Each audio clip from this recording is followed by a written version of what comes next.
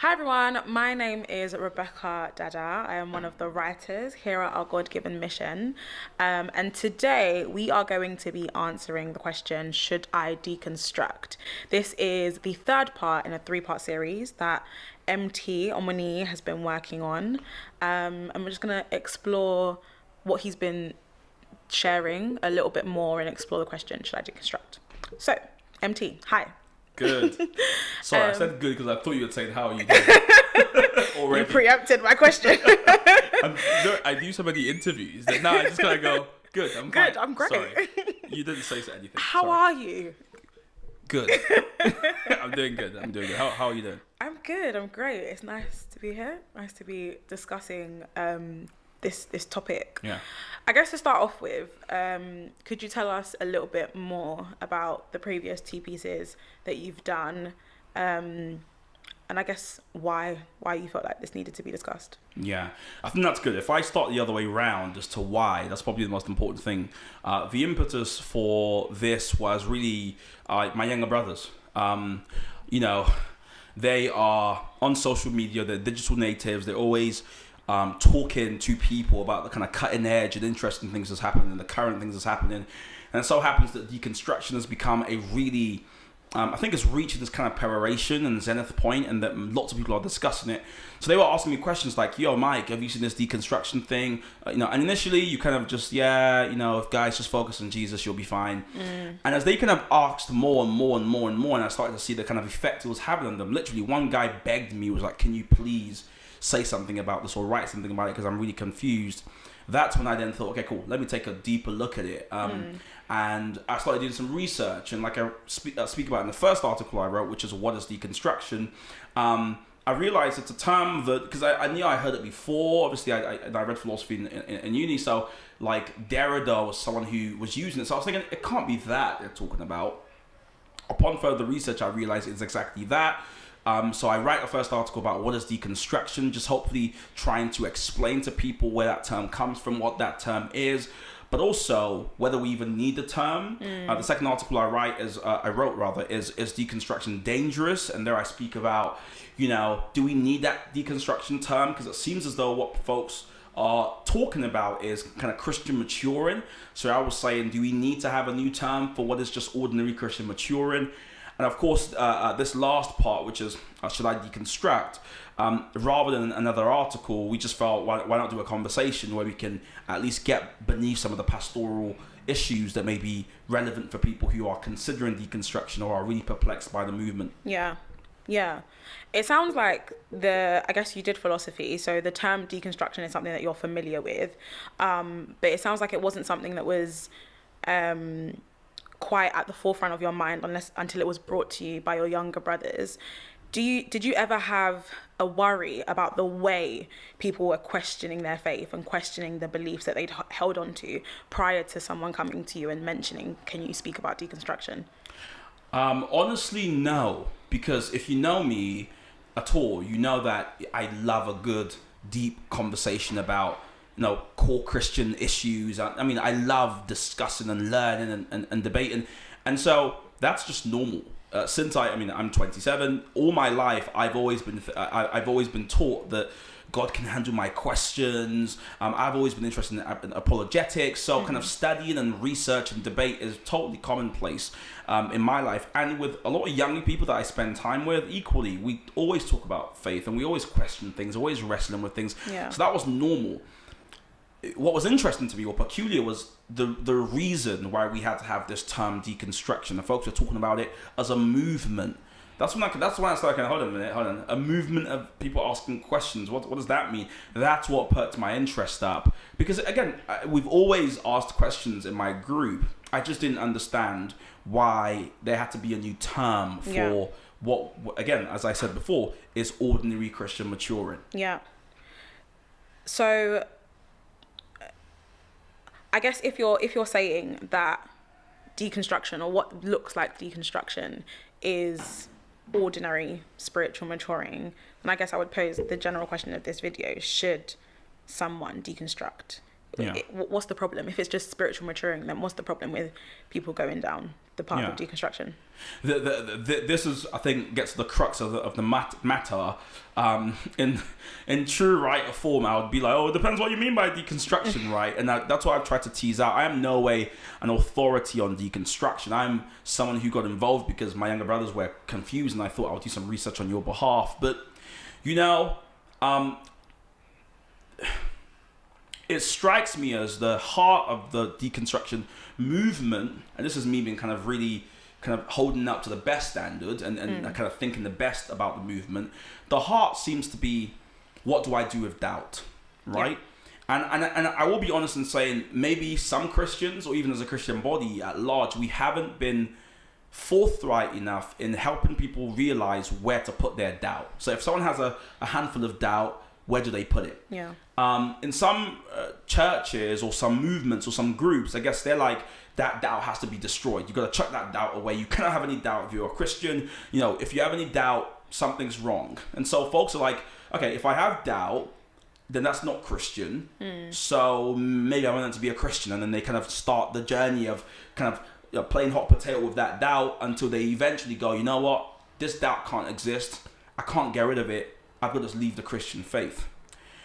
Whereas if you're in other Christian traditions, doubt is very much welcome. Not in a kind of like, you should be in perpetual doubt, but doubting leads to tough questions. And hopefully those tough questions, if you persist and you have good counsel around you, lead to answers, which then mean your faith is actually stronger than it was before that doubt. So doubt, if you like, is the process through which our faith actually gets kind of a stronger, hence why we call it Christian maturing. Yeah. So if you're talking about living in perpetual doubt and kind of, asking questions about everything, if that's what deconstruction is, no. I'll tell a younger sister of mine very emphatically, you don't need to sit in perpetual limbo about core Christian kind of doctrine or doxology, because there's a lot of help out there online, not least on our website, but everywhere, with people asking questions, answering questions. If you're asking, should a Christian continuously ask hard questions about who God is with a kind of studious attitude and nature towards trying to uncover truth? Yes, every Christian should be on that journey. And this is one of the things I find puzzling as well, is there is no end to you asking questions and growing in the Lord. But some folks who talk about deconstruction seem to have a very particular thing at the end. There's meant to be an end goal. But if it's Christian maturing we're talking about here, there is no end goal. You continually ask and you continually get strengthened. And perhaps we haven't been clear enough with helping some people understand what we mean when we say you're a Christian in the first place. Because being a Christian isn't raising your hand in church, answering an altar call. It isn't an event or something that happens. It's really being reborn and regenerated. It's an adoptive work. You're adopted. And when you're adopted into a new family, whilst you may not understand all the customs of the family, what isn't up for debate is whether you're in the family or not. You've been adopted. You are part of this family. Q all sorts of scriptures in the New Testament that speaks about God keeping us. God, we belong to God. We're bought with a price. We don't want to belong to ourselves. Once you're in the family, there are then questions and debates that families have by virtue of being families, but that doesn't threaten the very nature of the family. They're just questions that actually heal and allow deeper bonds to form as you kind of really express yourself. So within the confines of Christian living and Christian families and Christian groupings, I think questions ought to be more welcome. I think doubts and confronting them ought to be more commonplace, and we don't need a new term, or we don't need to bring people out of the Christian fold to ask them questions about their faith. Yeah, that's brilliant. I think you've said a lot. And I guess I'll kind of start at the end and then work back to what you were saying at the beginning, about understanding the faith that you've been reborn into. I was watching a video and they mentioned that, sometimes deconstruction in and of itself is not the problem. It's probably more telling of the faith that was constructed in the first place. So what advice would you give to someone that's maybe a new believer, or what advice would you give to current believers that are looking to preach the gospel and bring people to Christ on how their faith should be constructed outside of just this experience where I went to the front and put my hand up? Yeah, I mean, humility is the start, because realize that it's God that saves us. And something I always found really interesting about the movement is, it's not some sort of theological, like, no one loses an argument and becomes a Christian. This notion that, it's when I have no more questions that I'm kind of like, oh, I guess I believe now. That's not the Christian experience at all. In fact, what I tell people sometimes is when you get saved, that day you get saved, which none of us really know, right? We know the day we put our hand up, but the day where you truly repented and trusted in God, we don't really know. But that day is the day where you believed more than you didn't believe. So essentially, it's the day you crossed over and you had more belief than you did unbelief. Your unbelief isn't just eviscerated and just disappears. No, it's still there underneath the water, but you have more faith than you do no faith. So realize that when the Bible says work out your faith with fear and trembling, it's speaking about some sort of movement there. When the Bible says any man who has his hand on the plow looking back is unfit for the kingdom, it's speaking about a sort of movement there. There's a maturing and a growth and a kind of a perseverance and a movement forward that's needed in the believer's life. So I'll tell the person who just got saved, amazing, you believe the core fundamentals, which is that God is good and he came to earth in the form of Jesus Christ to die for your sins. You believe in that. And 1 Corinthians 15, Paul calls that the very ground you're standing on, right? In Romans 3:27, we learn about, why you had to be saved. Once someone believes that, they have what we would call foundation, like they have a foundation, and now they have to start building, right? So, I don't know if it's First Peter thereabouts, where it says, to your faith, you add. Yeah. And that addition is what I would kind of get people on straight away. Because a lot of people get saved and they go, oh, I'm going to heaven. I'm done. So they kind of like, and so they stay on milk for a long, long time. That's good. So that when they're 35, let's say they got saved at 18, then someone introduces them meat for the first time, and they're kind of like, what is this? Yeah. What? Suffering? Predestination? Whoa. And you go, that's the meat you should have been introduced to when you were 19, 20, a few years after you got saved. So when people are young, as early as possible, I'll be asking them, hey, listen, have you heard about this? Have you heard about that?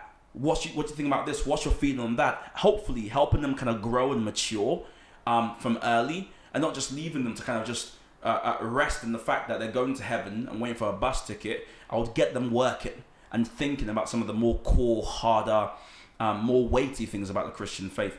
I think when you do that in humility and not in this kind of intellectual kind of stuff, if you just do it with true humility, that's a faith that lasts. Yeah. It's a house built on solid rock. That when the waves come, it won't crash. Yeah.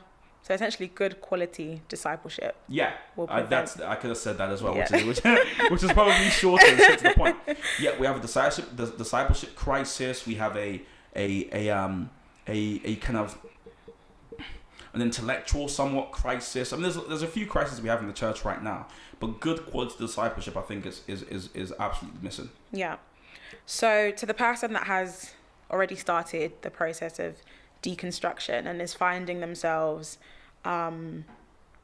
away from the church and into this, I guess, a movement, a community of people that are also deconstructing, or maybe unbelievers that are saying, yeah, all right, what you used to believe doesn't make sense. What would you say to them? Where should they turn to if they've come from an environment where questions are kind of discouraged or not welcomed? Where can they go to have their questions faithfully answered by believers? Yeah. I mean, I'll tell them, whilst it's very tempting to be in a community with people who are also unsure, that community, beyond making you feel seen, can't offer you much. Right? If you're, struggling with a certain sin, for instance, and you find a group of people struggling with that same sin, and you're together. That's what community is. You kind of feel seen, you feel heard. But what's important about that community in terms of its instrumental purpose is, where's that community going? Like, where are you folks going for answers? Are you just kind of sitting together and reveling in, say, the sin, or reveling in the confusion? Or is there a kind of process of, okay, cool, we're going to go to somewhere and ask kind of the questions? If you come from a place where questions are discouraged, that's obviously a problem. I would tell that person equally, I would kind of encourage them to consider the fact that maybe there are some Christian communities out there where they ought to take their questions. Because ultimately, if you have questions about God and the Christian faith and the Christian church, you need to put it at their feet, as it were. So if some people aren't answering, try others. Like, think about publications, think about organizations, think about ministries that you can go to and take your questions to and say, listen, answer this for me. But do it with something with like a resolution in yourself that I want answers, right? And if I don't get answers, and after hearing their response, I got to make a decision. Because what I think you'll find is a lot of people who say they're kind of going on a deconstruction journey. One of the things the movement does, and this may be a criticism, and folks may not like it, but one thing I think I've seen, I think it's fair to say, there is a virtue placed on uncertainty and a kind of certain grayness. What I mean by that is, I don't often see a desire to want to move away from grayness towards certainty, but a kind of a reveling and a staying in grayness. That's not helpful, because that's just perpetual doubt. Yeah. And I'm hoping people resolve at the end of their question what they think. So for instance, if at the end of your question you're like, I don't believe in Jesus, I don't trust the gospel, okay, you've arrived somewhere. We know what we're to do as believers with you. We're to preach to you. We're to hopefully try to explain what's going on, to pray for you. But also you might end with, oh my gosh, I absolutely love Jesus. I trust in God. I believe in what he did for me. I received the gift of the gospel. And equally, you've arrived somewhere. But what you shouldn't do is live in a perpetual non-ideological space where you're not connected to anything. That's very tempting in today's age, where you're kind of like, I can't be defined. I'm loose. That's not a life. That's not a safe place to build a life. You need some core fundamental truths to build your life on. Otherwise, you're in trouble. Yeah, that's really good. I think you spoke about it slightly when speaking about spiritual maturity. But I guess I wanted to probe you a little bit more on that. We've kind of seen that there are a variety of definitions of deconstruction, and we've spoken quite a bit about those that are deconstructing, I guess, truths about the gospel and truths about Christianity. But what would you say to those that are deconstructing things that have been presented to them but are actually errors? How do they not throw the baby out with the bathwater but actually find themselves in truth by the end of the journey? Yeah, that's good. That's really, really good. That's a good question, because that for me is what we should be kind of talking about more, at least with our Christian brothers and sisters who are about to go on the journey. I mean, early on, it's resolving in yourself the fact that no one has perfect theology. It's impossible. That's good. No one does. It's just impossible to think you could know everything there is to know the minute you're saved about God.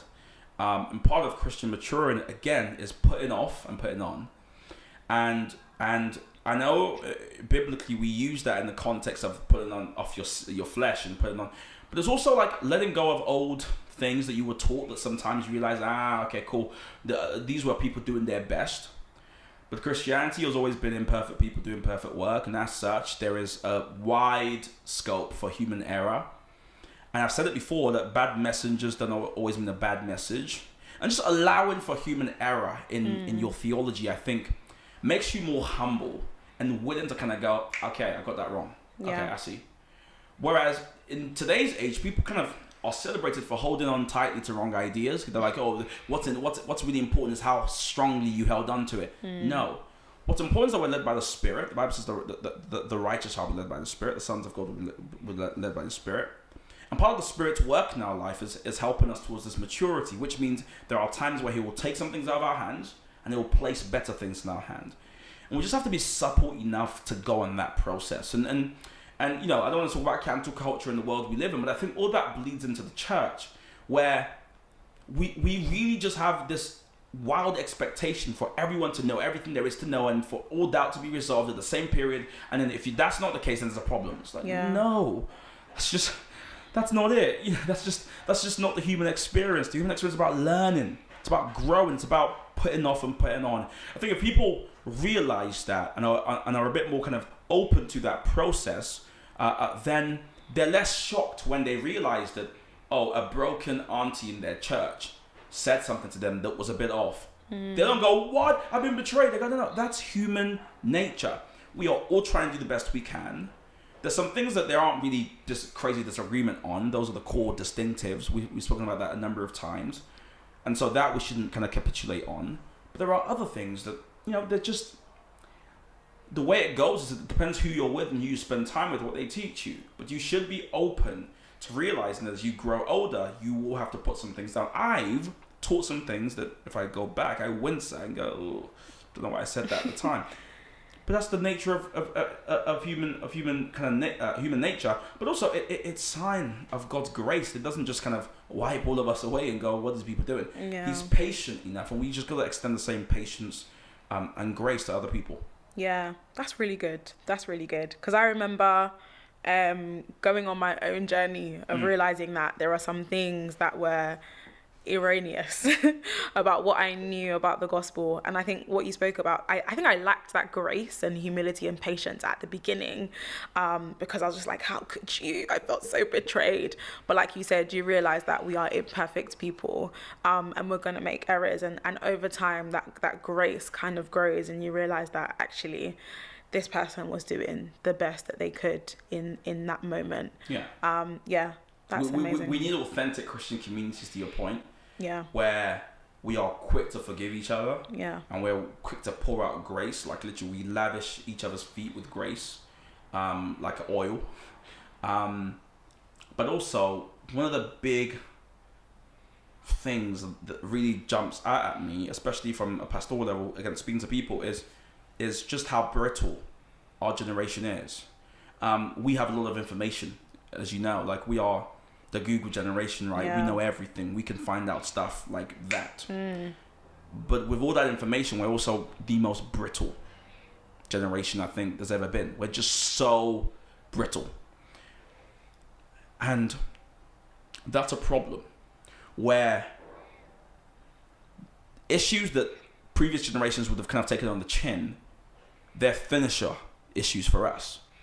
And that robustness is lacking in our generation, especially when dealing with difficulty. A lot of people's deconstruction journey begins from like an experience they had that's bad. And of course, the gospel does not inoculate us from bad experiences. I think some folks think it does. And maybe it might be something that was sold at the beginning, but that's not the truth. It doesn't inoculate from bad experiences. In the biblical message of what the gospel is, the good news, euangelion, it's about the ultimate victory being won. Yeah. And our job is now to walk in that, but realizing there are still lots of micro victories we are still yet to win. And that's against sickness. Yeah. That's against, there's so many, I could go on. None of us are inoculated from those things.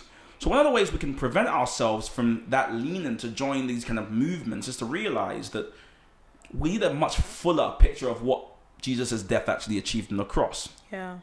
What that victory means. Does it mean I would never go through delayed answer to prayers? Delayed in our eyes. Of course, God's always on time, right?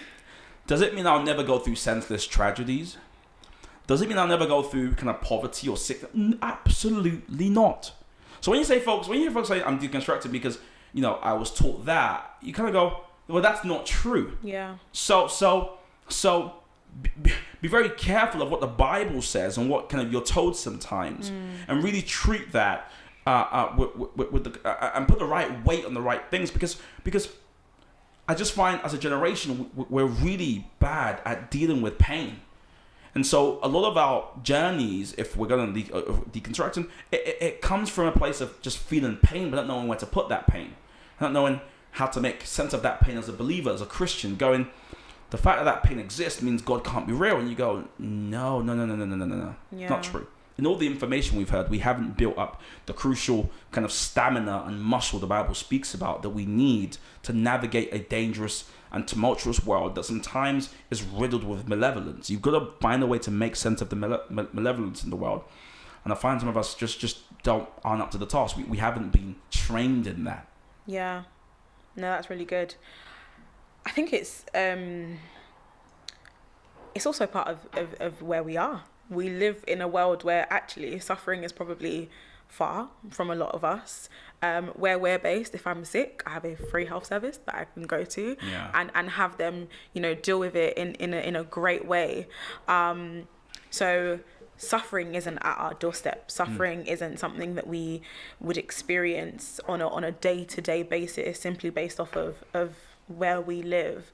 And actually, I think it calls to Christians having a more global global look of the church, being willing to explore outside of the bubble that they live in, whether it's in England or if it's in America or somewhere in Europe or somewhere that's we're just familiar with, to just go out and see Christian life done in a different way, Christian life done without all the comfortabilities that we're used to. Yeah, absolutely. I always advise some people, when you're going through pain, you just got to zoom out.